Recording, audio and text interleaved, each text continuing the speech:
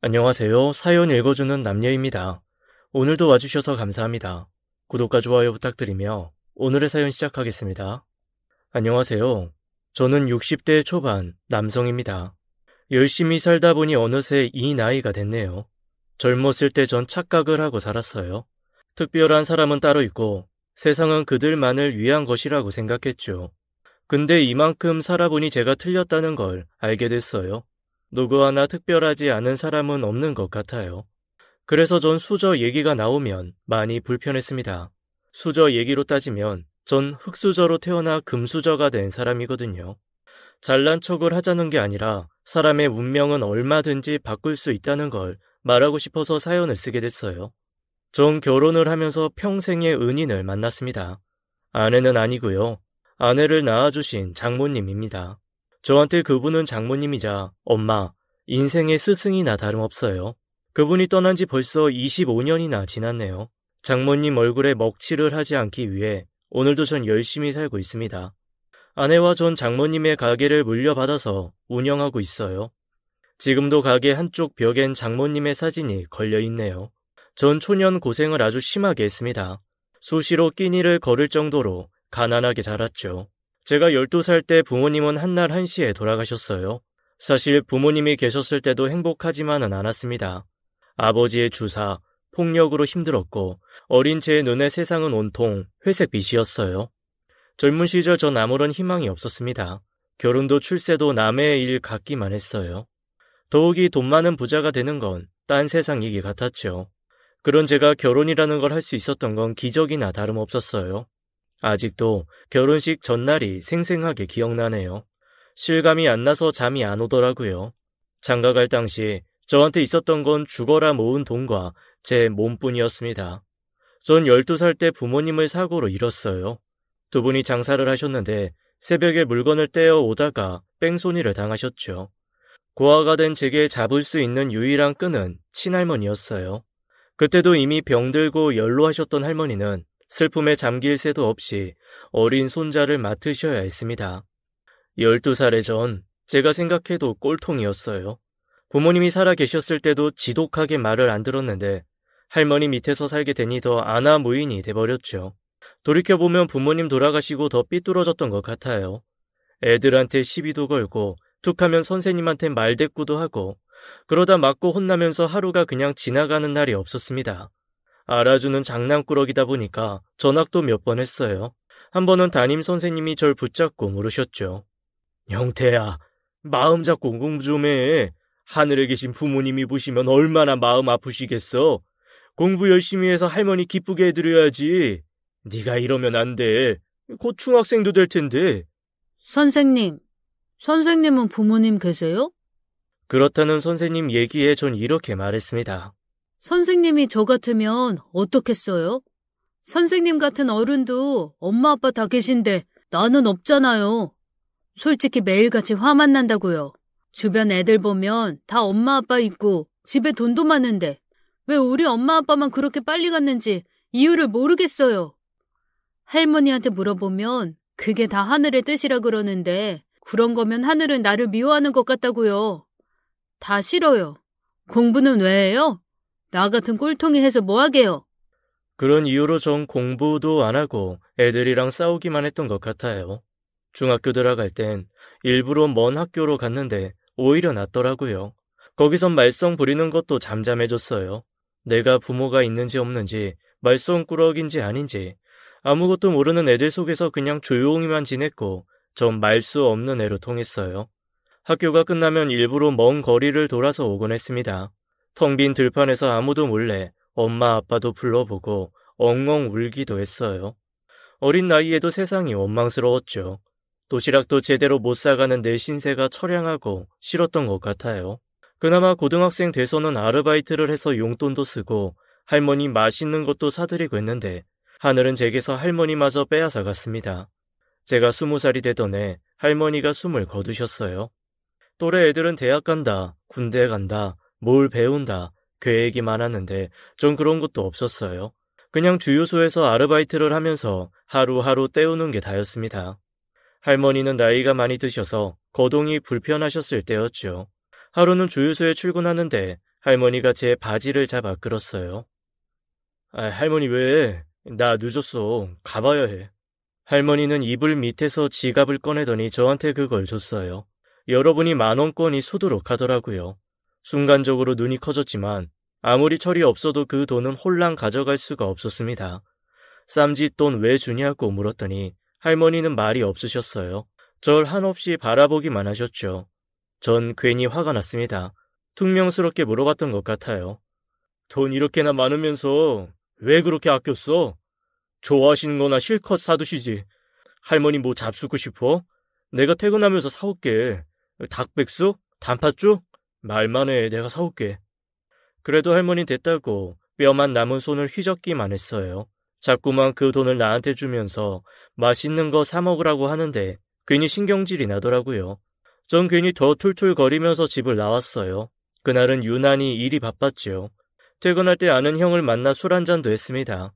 형이랑 헤어지고 할머니 드릴 닭백숙집을 찾는데 문을 다 닫았더라고요. 그래서 해장국을 포장해서 들고 갔어요. 할머니, 나 왔어. 밥 안 먹었지? 해장국 사왔어. 차가운 바닥, 불 꺼진 방에선 TV 소리만 시끄럽게 울리고 있었죠. TV에선 당시 인기가 많았던 농촌 드라마가 나오고 있었어요. 대가족이 밥상에 둘러앉아 화목하게 저녁을 먹는 장면이었습니다. 할머니 또 이거 봐. 지겹지도 않아? 저도 잠깐 앉아서 보다가 할머니를 돌아봤어요. 근데 얼굴빛이 평소와 달랐어요. 핏기 하나 없는 얼굴, 보라색 입술에 전 그만 소리를 지르고 말았습니다. 할머니는 손자를 기다리며 쓸쓸히 TV를 보시다가 세상을 떠난 거였어요. 전 미친 듯이 할머니를 잡고 흔들었죠. 제발 깨어나라고 얼마나 소리를 질렀는지 몰라요. 할머니, 나 누구야? 할머니 손자 누구냐고? 왜 대답이 없어? 손자 목소리 안 들려? 일어나라고! 아무리 불러도 대답 없는 할머니를 안고 전 엉엉 울었습니다. 병든 몸으로 어린 손자를 돌보던 할머니는 차디찬 방에서 TV를 보다가 생을 마감하신 거였어요. 너무나 외롭고 쓸쓸한 임종이었습니다. 전 할머니를 안고 울고 또 울었어요. 할머니는 힘없는 나뭇가지처럼 제 품에 안겨 있었어요. 여전히 TV 속에선 정다운 가족들의 모습이 흘러나오고 있었죠. 가슴이 찢어질 것 같았습니다. 그래서 전 할머니를 잃고 말았어요. 장례식은 쓸쓸하고 초라했죠. 할머니와 왕래하던 몇 분만 찾아온 게 다였습니다. 그렇게 전 20살에 완전히 혼자가 됐어요. 일가 친척 하나 없이 혼자가 되니까 친구도 보이지 않더라고요. 술 마시러 가자, 여자 꼬시러 가자, 한탕 하러 가자는 녀석들이 사람으로 보이지 않았습니다. 전 툭하면 친구들한테 시비를 걸었어요. 자식아, 부모 형제 다 있고 잘 먹고 잘 컸으면 효도를 해. 어디 가서 쓸데없는 짓 하지 말고. 야, 머리 어떻게 됐냐? 놀러 가자면 누구보다 좋아하던 녀석이 왜 훈계질이야? 재수없어. 야, 영태쟤 왜 저러냐? 그래, 나 니들이랑 노는 것도 재미없고 이제 정신 차리고 돈이나 벌란다. 앞으로 나 부르지 마.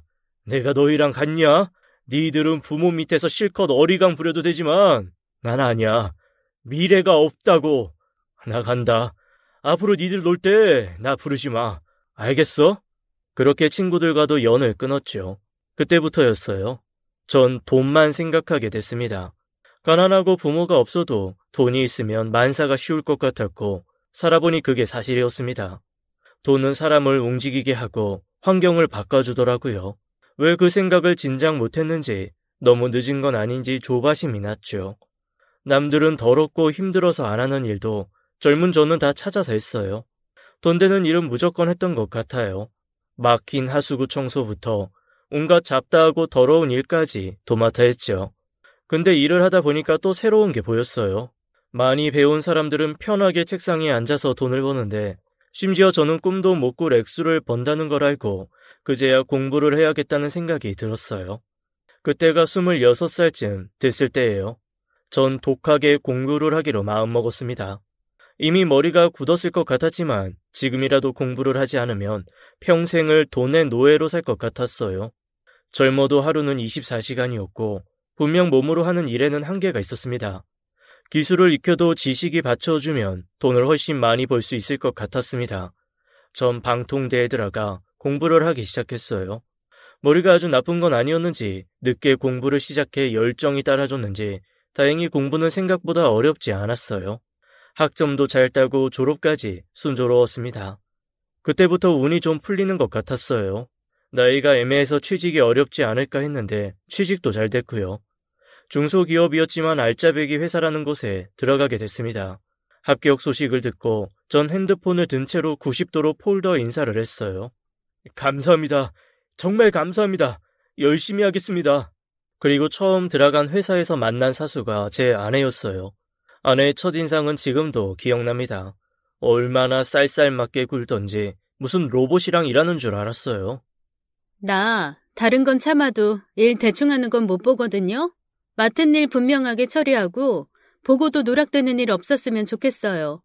참, 모르는 거 있으면 혼자 판단하지 말고 꼭 물어봐요. 알았어요? 네, 그렇게 하겠습니다. 사소한 것도 메모로 남기고 일정도 수시로 체크해요. 시간은 정해져 있고 실수 없이 해야 할 일이 많으니까 정신 똑바로 차리고. 알았어요? 회사 사람들도 윤 대리님 말에는 꼼짝을 못하더라고요. 일을 진짜 잘하고 실수가 없는 것으로 유명했어요. 겪어보니 제 아내는 무척이나 신중하고 반듯한 사람이었죠. 일 잘하는 건 좋은데 사람이 너무 철두철미하니까 윤 대리님이 사람처럼 안 보였어요. 그치만 이것저것 재고 있을 때가 아니었습니다. 전 직장 생활을 3년쯤 하다가 제 사업을 할 생각이었어요. 그때까지만 참자, 배울 수 있는 건 다 배워보자 마음먹고 회사를 다녔죠. 그런데 윤 대리님이 여자로 보이는 일이 생기고 말았습니다.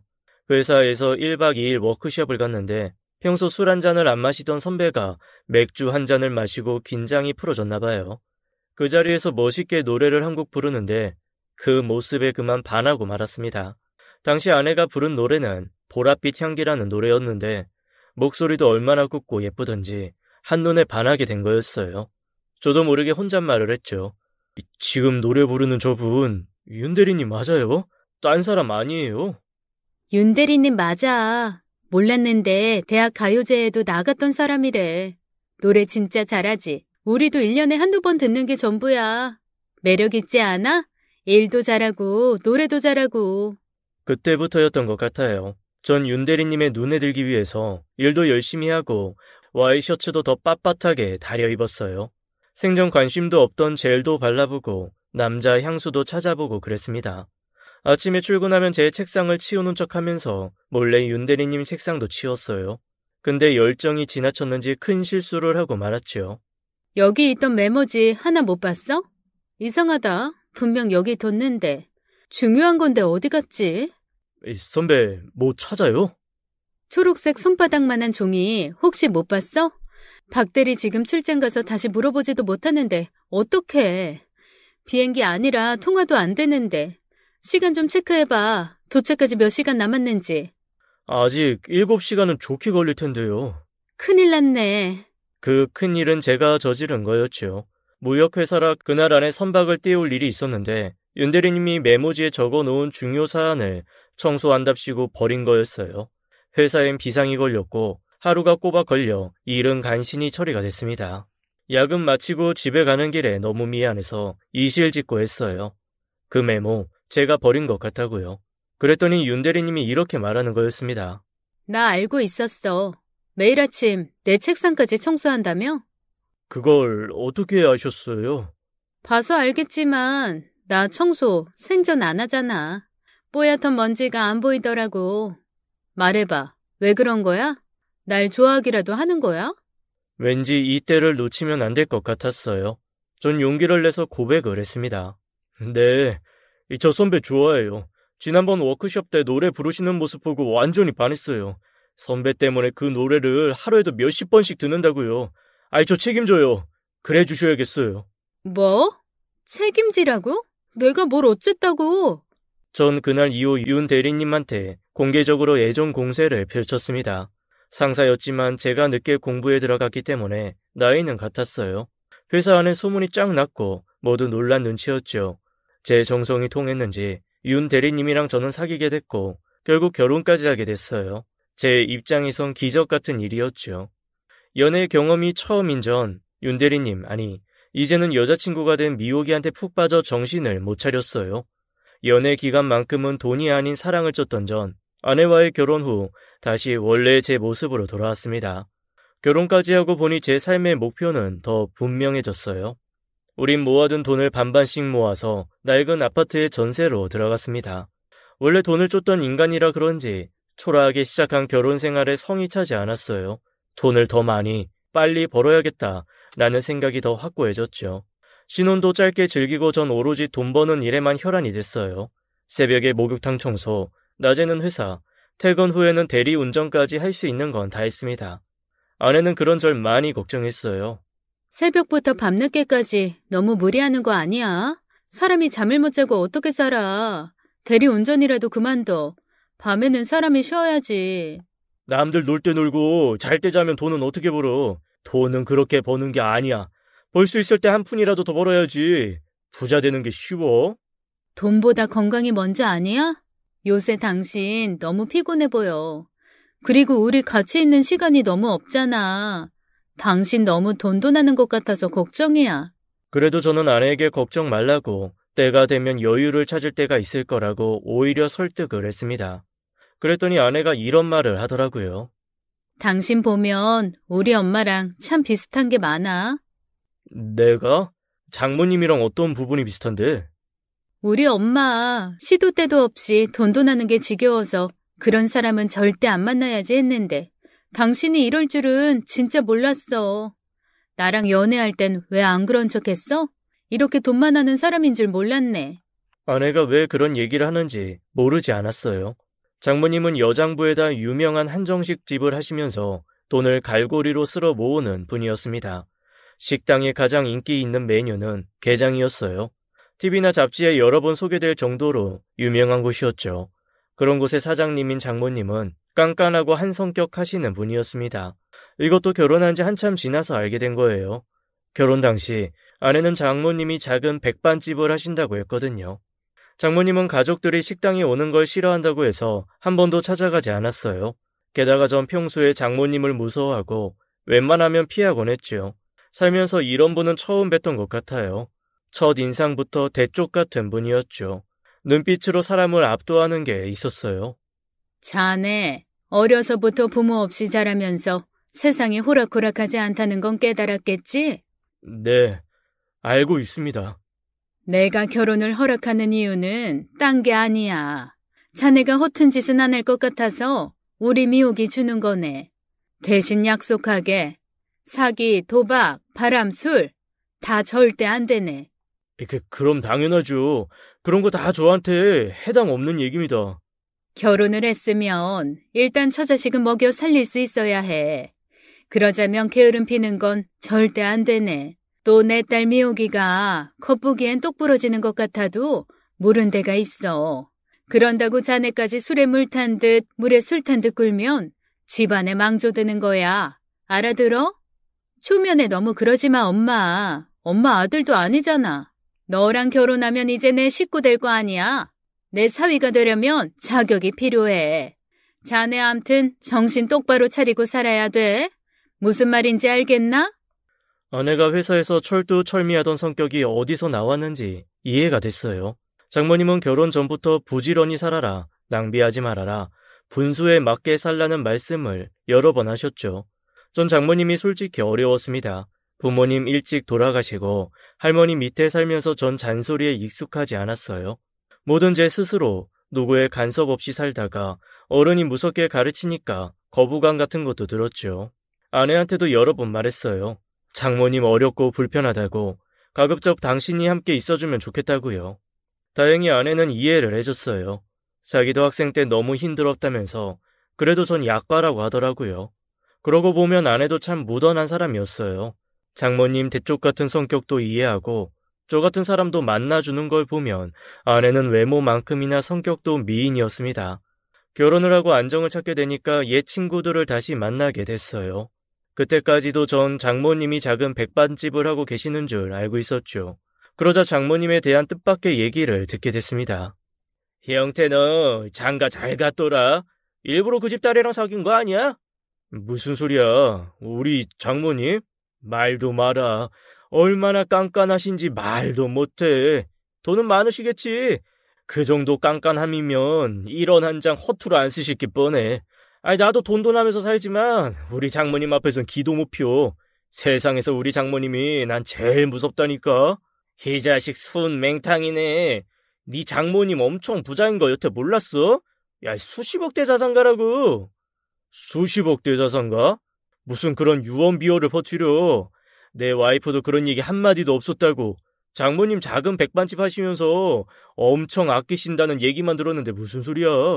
이 자식 바보 맹추가 따로 없네. 야, 회사 다니면서 푼돈 벌고 사업 구상만 백날 하느니 쥐구멍에 벼뜰 날 있겠냐?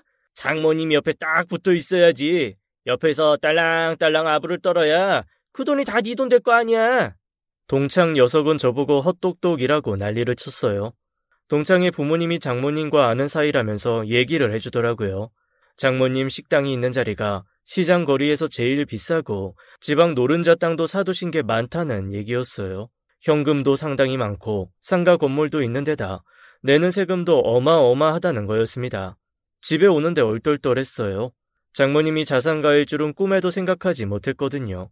전 고민하다가 아내에게 슬쩍 물어봤어요. 나 어제 이상한 얘기 들었다? 장모님 재산이 그렇게 많으셔? 아유, 오늘 동창 녀석이 그러더라고. 세금도 어마어마하게 내신다며. 그거 사실이야? 세상에 비밀은 없다더니 당신도 결국 알게 됐구나? 언젠가는 얘기하려고 했는데. 맞아, 엄마 재산 많아. 근데 당신 기분 나쁘게 듣지 마. 엄마 재산 돌아가시면 사회에 환원하실 거래. 정말? 아이, 그 많은 재산을 다? 응, 내가 어렸을 때부터 그렇게 말씀하셨어. 당신한테 일부러 말 안 한 건 아니야. 엄마가 신신당부한 것도 있었고 남편 될 사람한테 엄마 재산에 대해 알리지 말랬거든. 이상한 사기꾼 꼬일 수 있다고. 우리 엄마 조심성 많은 편이잖아. 당신이 이해해줘. 미안해, 미리 말 못해서. 솔직히 그때 충격을 좀 받았어요. 장모님이 어마어마한 재력가인 것도 놀라웠지만 아내가 일부러 저한테 얘기 안 한 것도 서운하더라고요. 저와 달리 아내는 돈 욕심이 없었습니다. 회사 다니면서 월급 받는 거 성실하게 모으고 집 있고 먹고 사는데 지장 없으면 괜찮다는 주의였거든요. 그래서 저한테 너무 돈돈하지 말라고 했던 거였고요. 그렇지만 전 새롭게 가슴이 뛰었어요. 전 밤새 고민을 했습니다. 장모님이 그렇게 부자셨어? 월급만 받아서 절대 모을 수 없는 돈 아니야. 내가 사업을 벌인다고 해도 대박이 나야 벌 수 있는 돈인데. 에이, 조용태 잘 생각해. 하늘이 널 버려도 돈은 널 안 버려. 회사에서 잘릴 수는 있어도 돈은 널 비참하게 두지 않는다고. 지금 회사가 문제야? 확실한 장모님을 붙잡는 게 더 중요하지. 저도 모르게 돈 욕심에 눈이 멀었고 마음이 다급해졌어요. 곰곰이 생각해보니까 제가 장모님 곁에 있어야 될 것 같더라고요. 내 곁에 딸과 사위밖에 없구나. 그런 생각을 하시면 유산을 받는 게 수월해질 것 같았죠. 그런데 지금까지 제 행동이 문제였어요. 장모님 무섭다고 자주 찾아뵙지도 않고 전화도 안 드렸는데 갑자기 옆에 딱 붙어 있자니 구실이 없었습니다. 그런데 뜻밖의 말을 듣게 됐어요. 아내가 전화기에 장모님 건강이 좋지 않다고 하더라고요. 그래서 식당에 하루 종일 계시는 것도 버거워 하신다는데 전 솔직히 기회가 왔다는 생각이 들었어요. 그때부터 퇴근 후 그리고 주말마다 장모님 가게로 출근을 했습니다. 처음 갔던 날 식당을 보고 얼마나 놀랐는지 말도 못해요. 장모님 가게는 저도 TV에서 몇 번 봤던 유명 맛집이었습니다. 전국 각지에서 일부러 찾아오는 곳이었어요. 그럴 만한 게 사장님으로서 장모님은 정말 최고셨죠. 직원들 막 호령하고 위생관리도 철저하게 하시면서 오랫동안 해왔던 거였어요. 음식 맛도 10수년이 지나도 변함이 없어서 단골 손님도 많았죠. 전 이 기회를 놓칠 수 없었고 다니던 직장을 그만두고 장모님 가게에 들어갔습니다. 사실 장모님을 설득하는 게 힘들긴 했어요. 하지만 아내가 매일같이 찾아갔고 저도 밑바닥부터 성실하게 일하겠다고 약속드렸죠. 장모님은 가족이라고 무조건 두 팔 벌려 환영하지 않는다고 하셨어요. 내 사위라고 특별 대우 해줄 생각은 요만큼도 없어. 여기서 자네가 제일 막내니까 청소며 설거지 주차관리, 일손 부족할 땐 발바닥에 땀이 나게 뛰어다녀야 돼. 카운터 넘볼 생각하지 말고. 아이, 카운터라뇨. 당연하죠, 장모님. 저 아르바이트 경험도 많아서 이런 일 익숙해요. 무조건 열심히 하겠습니다. 지켜보겠네. 미옥이 너도 이제 여기 찾아오는 거 그만해. 이제 청소방한테 맡겨라. 알겠니? 전 식당 설거지와 청소, 주차 관리까지 몸을 아끼지 않고 열과 성을 다해서 일했어요. 솔직히 처음엔 장모님한테 잘 보여서 재산을 상속받을 마음뿐이었습니다. 한마디로 돈 때문에 뛰어든 일이었어요. 아내도 고맙다고는 했지만 제 속이 모르진 않았을 거예요. 하지만 장모님 건강 때문에 절 말릴 이유는 없었습니다. 적성에 맞는 일이라는 게 있는 건지 회사 다닐 때보다 더 에너지도 생기고 신바람이 나더라고요. 그리고 식당에서 장모님을 가까이 모시게 되면서 제가 세운 마음의 벽이 사라졌어요. 어렵고 깐깐한 분, 잔소리가 심하신 분이라고만 생각했는데 장모님은 겉으론 무섭지만 속으론 마음이 따뜻한 분이셨죠. 저도 장모님과 함께 있는 게 더는 불편하지 않았습니다. 그러다 보니 대화도 많이 하게 됐고 점점 친해지게 됐어요. 종업원들 다 퇴근하고 저랑 장모님만 있는 시간에 이런저런 얘기를 많이 하게 됐죠. 장모님, 청소 검사 좀 해주세요. 제가 오늘은 특별히 주방 바닥을 싹 치웠는데 마음에 드세요? 통과. 애썼네. 이제 그만 퇴근하게. 장모님 나가실 때 같이 갈게요. 근데 이 식당은 어떻게 하시게 된 거예요? 뜬금없긴. 미옥이 가진 지 5개월쯤 됐을 때 미옥이 아빠가 세상을 떠났어. 혼자 미옥이 낳고 먹고 살려니 어떡해? 여기저기 수소문했고 고향 언니가 혼자 식당을 한다는 소식을 들었지. 다짜고짜 미옥이 안고 언니를 찾아갔어. 먹고 살게만 해달라고 매달려서 겨우 일을 하게 됐는데 그게 이 식당이야. 언니도 젊어서 남편을 잃었거든. 그 언니한테 배운 게 아주 많아. 이 게장도 배웠고 나한텐 은인이나 다름없지. 아내가 가끔 그분 얘기를 하곤 했어요. 장모님은 여자 형제는 없는데 이모님이 친자매나 다름없다고 했지요. 지금은 돌아가시고 안 계시지만 식당 벽엔 그분의 사진이 걸려 있었어요. 이모님이 투병을 하시면서 장모님한테 가게를 넘겼고 작았던 식당을 이렇게 유명세를 탈 정도로 키웠다는 얘기였어요. 고생도 많이 하셨대요. 젊은 과부라고 희롱하는 손님도 많았고 식당 일에 바빠 아내를 잘 돌볼 수도 없었다고 하셨어요. 미옥이가 한 9살 됐었나?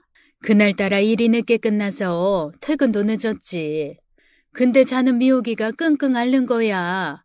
이 말을 짚어보니까 글쎄 열이 펄펄 끓지 않겠나? 온몸이 불덩어리였고 애는 거의 정신을 잃고 있었지. 애를 업고 온 동네 사람들을 다 깨웠어. 살려달라고, 의사 좀 불러달라고.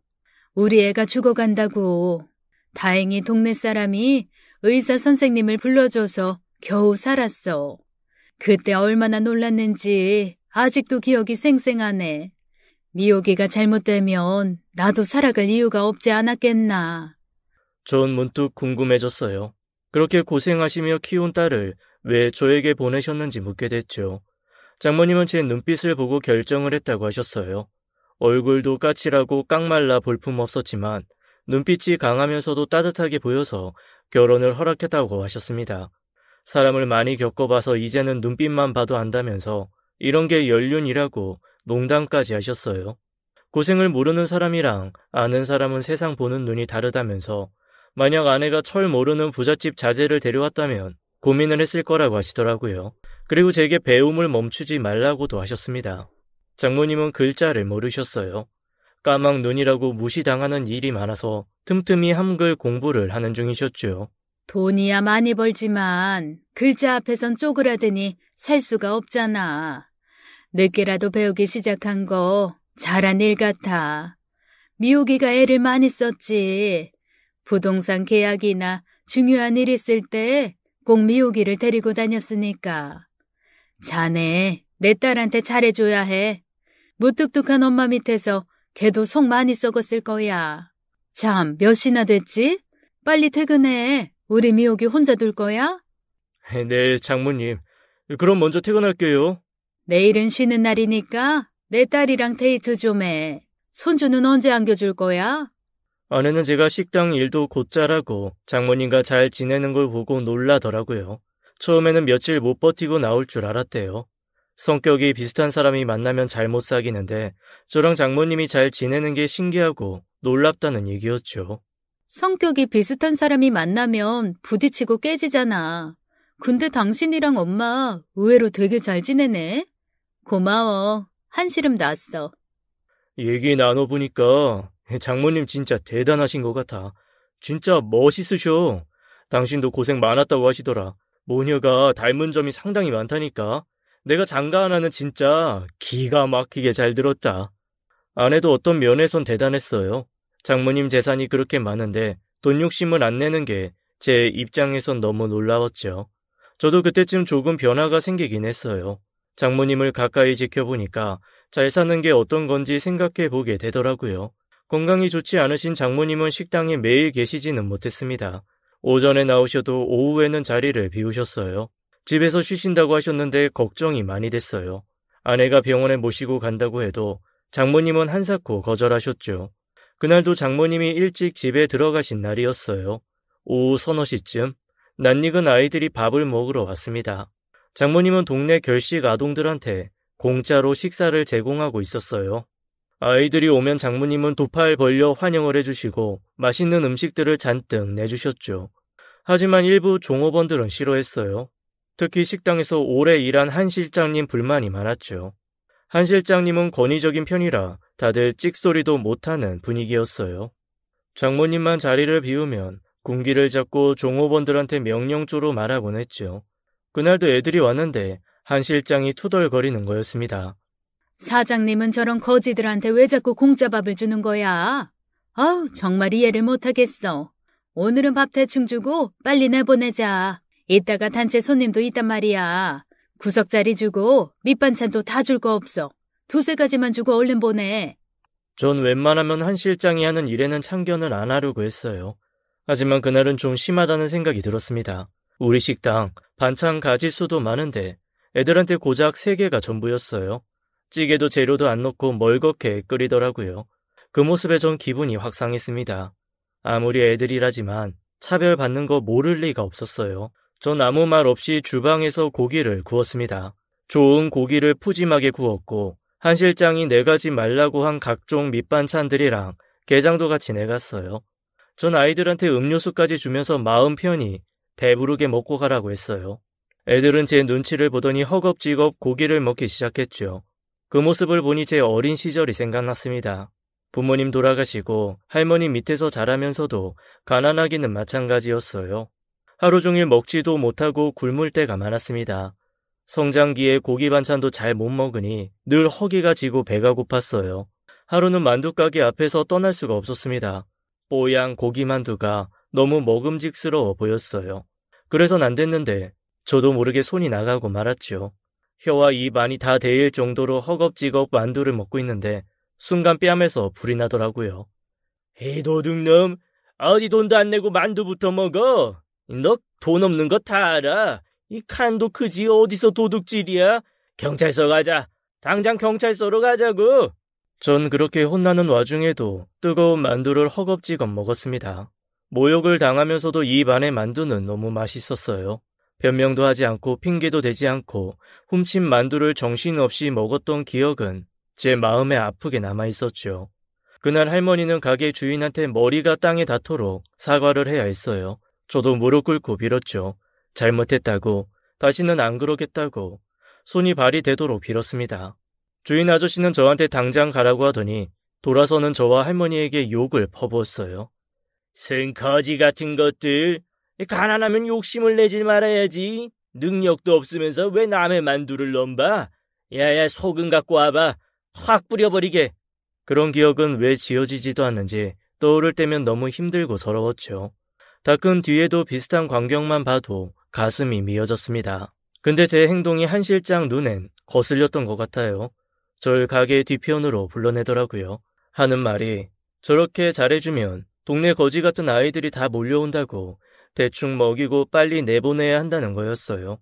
한 실장은 우리 식당 나름 고급인데 저런 애들 자꾸 드나들면 소문 안 좋게 난다고 잘해주지 말라는 거였습니다. 그분도 장성한 자식들이 있고 나이도 꽤 있으셨어요. 저도 모르게 욱해서 한마디 하게 됐죠. 저 애들이 어디가 거지 같아요. 한 실장님 너무하시네요. 쟤네들이 원해서 저렇게 하고 다녀요? 상황이 어쩔 수 없으니까 그런 거죠. 자식도 있으신 분이 왜 이렇게 모질고 매정하세요? 한 실장님은 오히려 저한테 화를 냈습니다. 뭐야? 사장님 사위라고 날 가르치는 거야, 지금? 내가 그동안 많이 참았는데 조씨 너무 나선다. 당신보다 내가 여기서 10수년은 훨씬 더 넘게 있었어. 다 식당 위에서 하는 얘긴데 왜 그렇게 발끈해? 너무 건방진 거 아니냐고. 당신이 사장이야 뭐야? 혹시 벌써부터 장모님 식당 차지할 생각부터 하는 거 아니야? 사장 행세하는 거 아니냐고. 아이들 위에 한마디 했다고 절 몰아세우는 한 실장한테 저도 화가 많이 났어요. 순간적인 기분에 말싸움에 지기 싫어 저도 한마디 했습니다. 안 그래도 눈치 보면서 들어온 애들 모질게 대하고 싶습니까? 그게 어른이 할 짓이에요? 한 실장 말대로 이 식당 내 가게 되면 저런 친구들 한 트럭 와도 정성껏 밥상 차려줄 거예요. 됐어요? 이거 봐. 이제 본심 나오네. 어쩐지 멀쩡하게 직장 다니던 사람이 갑자기 식당 일 한다고 나설 때부터 알아봤어. 말로만 아픈 장모님 위하는 거지. 아니야? 속이 욕심이 그득하면서 왜 혼자 착한 척이래? 사장 되면 나부터 자르겠다. 네, 그러죠. 이 식당 제 거 되면 제 마음대로 할 겁니다. 막말로 여기가 한 실장님 식당이에요? 내가 쭉 지켜봤는데 장모님 없을 때 사장 행세하는 건 한 실장님이잖아요. 왜 날 무시하고 이래라 저래라 하는 겁니까? 내가 이 식당 주인이면 한 실장 같은 분 당장 자르겠어요. 그게 제 진심입니다. 됐어요?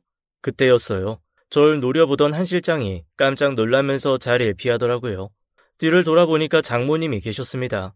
어디서부터 제 얘기를 들었는지 알 수 없었지만 장모님은 절 싸늘한 표정으로 보고 계셨죠. 화가 단단히 나신 것 같았어요. 전 장모님이 오해를 했을까봐 상황을 말씀드리려고 했는데 장모님은 제 말은 듣지도 않고 가게로 들어가셨죠.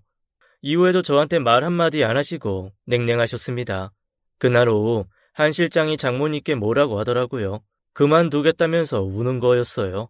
장모님은 방으로 한 실장을 데리고 들어가서 한참을 설득하시는 것 같았어요. 전 저대로 속상하고 화가 나서 견딜 수가 없었죠. 한 실장님은 한참을 눈물바람을 하더니 먼저 퇴근했고 장모님이 저한테 한마디 하셨습니다. 나 없다고 종업원들한테 함부로 하지 말게. 다 여기서 10년 이상 일한 사람들이야. 게다가 한 실장은 나한테 이 식당을 물려준 언니의 먼 친척이기도 하고. 장모님, 뭔가 오해가 있으신 것 같은데요. 아까는요. 듣기 싫네. 자네 밑바닥부터 배운다고 했지? 지금 자리나 잘 지켜. 오늘 자네한테 크게 실망했네. 왜 식당 사람들을 자네 마음대로 자르네 마네 하는 거야? 앞으로 다시는 그런 비슷한 얘기도 꺼내지 말게. 그 이후 장모님 곁에만 가도 찬바람이 쌩쌩 불었죠. 전에는 손님 없을 때 대화도 많이 했는데 장모님은 저한테 눈길도 안 주셨어요. 속상해서 아내한테 말했더니 기다려보라고 하더라고요.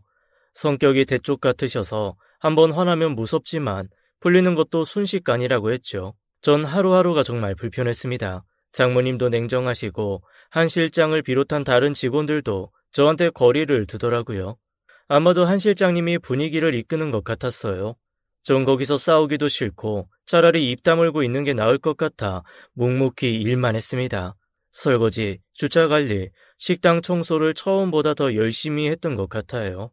창고 정리까지 그냥 혼자 해치웠죠. 장모님 마음이 풀어질 날만 기다리고 있는데 갑자기 큰 시련이 닥쳐왔어요. 어느 날 장모님은 기침을 심하게 하시더니 그 자리에서 쓰러지셨습니다. 그때쯤 장모님의 안색은 눈에 띄게 나빠지고 있었고 어깨도 많이 아프다고 하셨어요. 장모님은 병원에 실려가셨고 병명을 알게 된 저와 아내는 큰 충격에 빠졌습니다. 폐암, 그것도 사기였어요.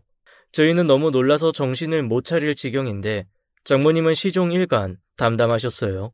그동안 식당을 자주 비운 것도 사실은 병원에 다니고 계셨던 거였습니다. 이유는 모르겠지만 항암 치료도 안 하시고 병을 철저하게 숨기고 있었던 거였어요. 아내는 충격적인 사실에 오열했습니다. 엄마, 몸이 이 지경이 될 때까지 혼자 뭐 했어? 왜 나한테도 알리지 않은 거야? 정말 이래도 돼? 나한테 누가 있어? 엄마밖에 없잖아. 왜 내 마음을 이렇게 몰라줘? 처음부터 말해줬으면 이렇게 가슴이 아프진 않았을 거라고. 왜 항암도 안 하고 치료도 안 받겠다는 건데. 왜? 장모님은 울부짖는 아내를 달래셨어요. 병을 알게 됐을 땐 이미 너무 늦어버렸다고 하셨죠. 버틸 수 있을 때까지 좋아하는 식당 일하며 일상을 보내고 싶다는 말씀이었습니다. 저 또한 천둥 같은 울음이 터져 나왔어요. 장모님은 이미 마음속에서 제 어머니나 다름없었습니다. 비록 말실수로 냉랭한 시간을 보내고 있었지만 그건 지금 와서 아무 상관이 없었어요. 저도 장모님의 손을 잡고 애원을 하게 됐죠. 명의를 찾아가 보자고, 병을 조금이라도 낫게 해준다면 해외라도 가자고, 얼마든지 따라 나서겠다고 했더니 장모님은 조용히 고개를 저으셨습니다. 장모님은 단호하셨어요. 이미 마음 정리를 다 하신 것 같았죠. 그래도 아내의 애원에 장모님은 입원을 하셨고 전 낮에는 가게에서 일을 하고 밤에는 병실을 찾았어요. 아내는 직장을 관두고 장모님 간호에만 열중하고 있습니다. 장모님의 병세가 차도가 있었으면 좋았을 텐데 기대와 달리 장모님은 날이 갈수록 힘들어하셨어요. 지켜보는 저와 아내의 마음도 타들어갔습니다. 어느 날 아내가 잠시 집에 갔을 때였어요. 제가 장모님 곁을 지키는데 그때 이 일을 꺼내셨습니다. 조서방, 미안하네. 내가 그때 자네를 오해했어. 형편 어려운 애들한테 자네가 고기도 구워주고 잘 챙겨줬다며? 미안하네. 난 한 실장 말만 믿고 자네를 안 좋게 봤어. 장모님, 그걸 어떻게 하셨어요? 아이, 괜찮아요. 다 지난 일인데요. 아니야. 서산댁이 와서 나한테 다 얘기해줬어. 한 실장이 그동안 나 없을 때 어떻게 했는지도 다 털어놨어. 한 실장 성격을 내가 몰랐던 건 아니야. 근데 애들한테 그럴 줄은 꿈에도 몰랐어. 그날 애들 대충 먹이고 쫓아내자는 걸 자네가 막았다면서? 잘했네. 그리고 정말 고마워. 자네가 어떤 마음으로 그 애들 대접했을지 난 알 것 같네. 착한 조서방, 난 처음부터 다 알았어. 자네는 절대 남에게 야박하게 굴 사람이 아니야. 전 눈물이 쏟아졌고 장모님 앞에서 아이처럼 엉엉 울었어요. 장모님은 잘했다고 제 손과 머리를 쓰다듬어 주셨습니다. 아주 오래전, 기억도 안 나는 어린 시절, 돌아가신 엄마의 기억이 났어요. 또 살아생전에 할머니 손길처럼도 느껴졌습니다. 전 억장이 무너지는 것 같았어요. 이제 겨우 장모님과 따뜻한 사이가 됐는데 하늘은 또 제게 소중한 사람을 뺏어가려 하고 있었죠. 전 솔직히 다 털어놨습니다. 처음 어떤 마음으로 장모님 가게에 나간 건지, 그때 무슨 목적이었는지 다 털어놨어요. 저 착한 사람 아니에요, 장모님. 처음부터 저 돈밖에 몰랐어요. 장모님 식당 일한 것도 재산 물려받으려고 간 거였다고요. 저 나쁜 놈이에요. 20살이나 먹을 때까지 할머니한테 효도도 못하고 장모님 속이고, 저 나쁜 놈이라고요. 고개를 들 수가 없었습니다. 돈밖에 모르던 전 아내 장모님과 함께 살아가며 달라진 것 같아요. 장모님 앞에서 오열하며 속마음을 다 털어놨습니다. 돈밖에 몰랐다고, 돈이면 다 될 줄 알았다고, 너무 어려서 부모님 잃고 할머니와 가난하게 살았던 게 이런절 만들었다고 엉엉 울면서 말했어요. 하지만 아내를 만나고 장모님과 지내면서 돈이 전부가 아니라는 걸 이제야 깨달았다고 말씀드렸습니다. 이제 좀 사람답게 살려고 했는데 장모님이 이렇게 아프시면 어떻게 하냐고 제발 기운 차리시고 건강 회복하시면 좋겠다고 간절하게 호소했어요. 하지만 장모님은 그런 절 오히려 위로하셨습니다. 갈 때 되면 가야지.